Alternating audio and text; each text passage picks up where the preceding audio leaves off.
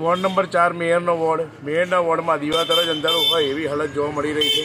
એ સરકારી સ્કૂલમાં કેટલા બધા વિદ્યાર્થીઓ અભ્યાસ કરે છે, ત્યાં ગંદકીનું સામ્રાજ્ય અને સ્વાસ્થ્ય જે લોકોના સ્વાસ્થ્ય સાથે ચેડા થાય છે, જેના કારણે વડોદરા શહેરના જે મેયર છે એના વોર્ડમાં જે ગટર ઉભરાઈ છે એમાં તળાવનું નિર્માણ થયું છે. વહેલી તકે આ ગંદકી સાફ કરવામાં આવે, સામ્રાજ્ય દૂર કરવામાં આવે એવી બે હાથ જોડી વિનંતી છે. અગર જો વહેલી તકે આ કરવામાં નહીં આવે તો આ જ કચરો લઈ અને મેયરના ઘરે નાખવામાં આવશે. શું કહેશો?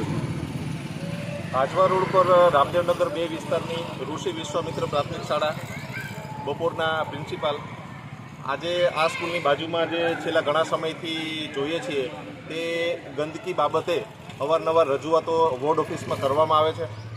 વોર્ડ ઓફિસમાંથી જો કર્મચારીઓ નિયમિત આ સફાઈ ઉપર જો ધ્યાન આપવામાં આવે તો આ સ્કૂલની અંદર ભણતા બાળકો જે છે લગભગ 685 જેટલા બાળકો અભ્યાસ કરે છે, તો એના આરોગ્ય બાબતે પણ આપણે થોડુંક વિચારી શકીએ.